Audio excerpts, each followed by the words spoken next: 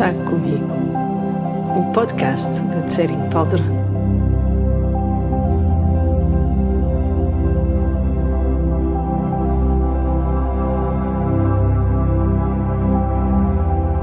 Quem me conhece sabe que gosto de uma boa chávena de chá e que gosto de falar das coisas que me apaixonam. Por isso pensei que em torno de um chá virtual podíamos falar da vida, da beleza, da ternura e do treino da nossa mente informalmente, como seres humanos que querem reconhecer-se Budas.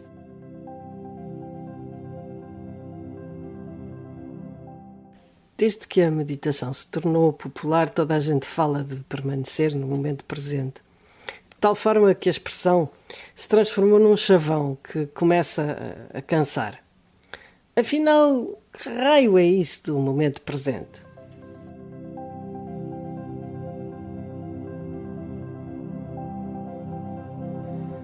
Se virmos o tempo como um fluxo, onde podemos fixar o momento presente? Agora? Ou agora? Ou agora? Se pensarmos nesses termos, nunca poderemos estar no momento presente, pois assim que o fixamos, já é um momento passado. Obviamente não se trata disso. Aquilo que se optou por chamar o momento presente é um fluxo de experiência, não um instante no tempo, e refere-se a estarmos presentes naquilo que se está a passar em nós e à nossa volta, de facto, a cada instante. A maior parte do tempo não é isso que se passa. Estamos fisicamente presentes, mas a nossa mente anda por todo o lado. Pensamos no que se passou ontem, na semana passada ou até na nossa infância. E, por outro lado, projetamos os nossos medos e expectativas para o futuro. Os nossos gestos são feitos numa desconexão quase total entre a mente e o corpo. Por isso não sabemos onde pousamos as chaves ou os óculos, se já tomamos o comprimido ou se o cão que levámos à rua de facto fez xixi. Esta tendência para estarmos alienados da realidade piorou nos últimos anos. Tenho notado que a utilização sistemática dos smartphones e tablets, as mensagens, as redes sociais, o WhatsApp e o Facebook, contribuiu para que eu dê por mim ainda mais dividida. Dividida neste sentido, que, por exemplo, em vez de estar sentada a ver o mar ou a beber um chá, plenamente, sem qualquer fragmentação, de uma forma total e plena, uma parte de mim está à espera que entre uma mensagem, ou um e-mail, ou um WhatsApp. E, portanto, eu não estou inteiramente na situação. Há uma parcela de mim que está noutro sítio. Este hábito tem vários grandes inconvenientes. Quando estamos mergulhados nos nossos pensamentos, que muitas vezes são exatamente o que alimenta a ansiedade, a expectativa, o medo, etc. O nosso cérebro entra em modo de piloto automático.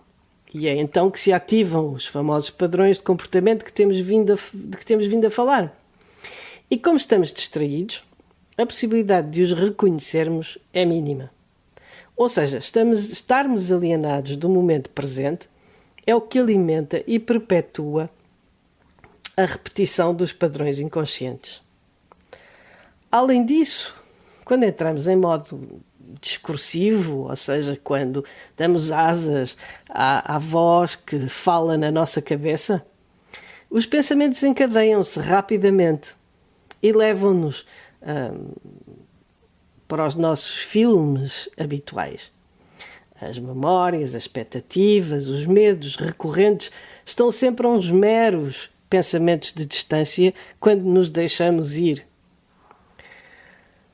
A um nível ainda mais profundo, ou mais subtil, permanecer no momento presente é estar em uníssono com a nossa experiência real e concreta de uma forma muito terra a terra. Refiro-me a sentir, cheirar, provar, tocar aquilo que de facto está a acontecer connosco. E abrir mão da história que o nosso comentador interno nos está a contar. Deixe-me dar-lhe um exemplo. O ano passado eu fui cobaia num estudo sobre os efeitos da meditação, feito num centro em França, e foram experiências que duraram uma semana. Entre elas havia um dos testes, que eu passei, consistia numa série de exercícios que eram feitos dentro de uma máquina de ressonância magnética. Era uma sessão que durava 2 horas dentro dessa máquina de ressonância magnética. E eu sou ligeiramente claustrofóbica. Não ao ponto de me sentir mal num elevador, por exemplo, ou num sítio mais estreito, mas a ideia de ficar fechada dentro daquele tubo durante 2 horas inspirava-me alguma ansiedade. Mas,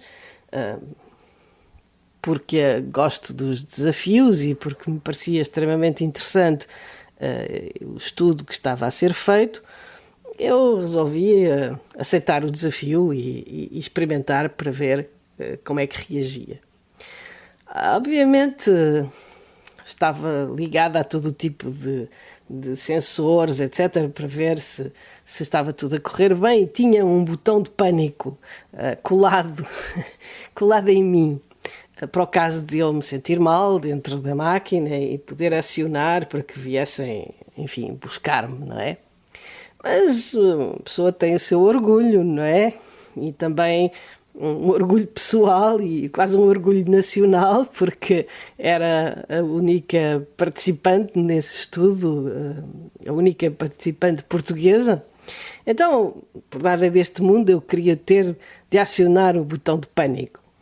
E, por conseguinte, tive de acionar um mecanismo de permanecer no momento presente, desta maneira. Ou seja, enquanto estava ali dentro da máquina, numa posição confortável, tinha uma mantinha por cima das pernas, tinha uma almofada por baixo da cabeça, não havia nada de desconfortável naquela situação concreta, real, palpável.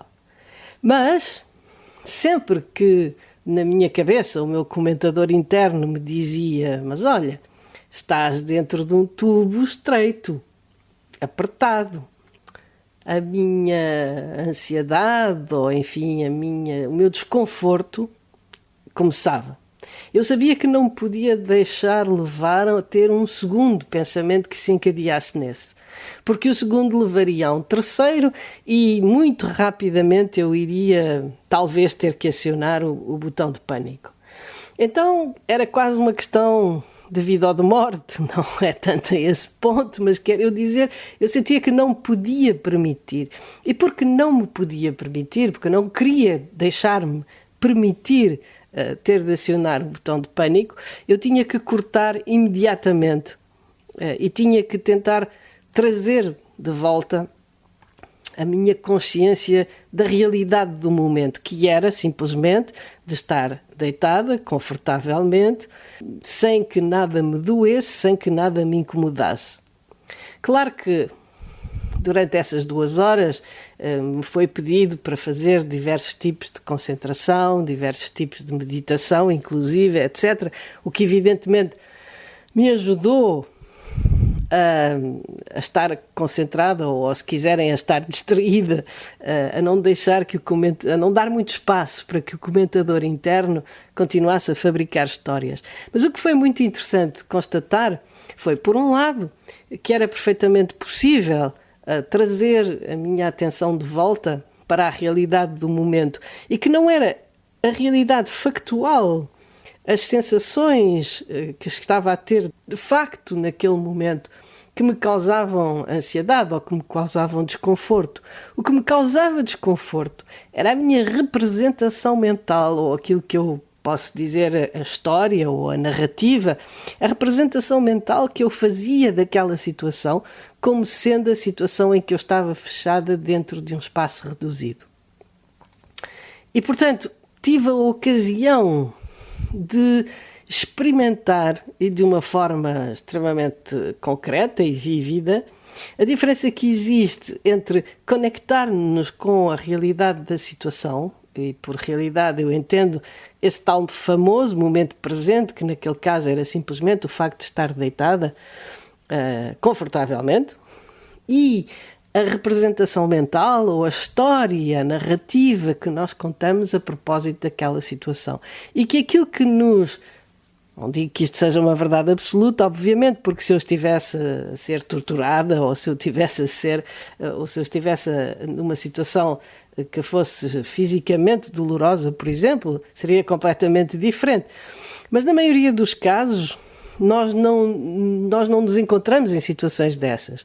E, portanto, aquilo que nos cria ansiedade ou tristeza ou dor, etc., a nível psicológico, é muito mais frequentemente a narrativa que nós fazemos, o discurso que nós temos para connosco e, muito mais raramente, a situação em si. E esta constatação e esta aprendizagem, esta descoberta, que não é propriamente nova, porque não é nada que eu não soubesse já, mas demonstrou-me que, na verdade, se eu conseguisse viver cada momento da minha vida, ou pelo menos muito mais frequentemente, desta forma tão terra a terra, eu diria, tão fundamental, certamente muito do meu sofrimento desapareceria como por milagre, porque ele é criado justamente pela narrativa que eu faço de uma determinada situação. Então, permanecer no momento presente é isso, é estar aberto à experiência do momento. Ter a mente e o corpo no mesmo sítio, a realizar a mesma tarefa, a fazer o mesmo gesto. Esta abertura é tipo a 360 graus. Estamos abertos a tudo, completamente abertos.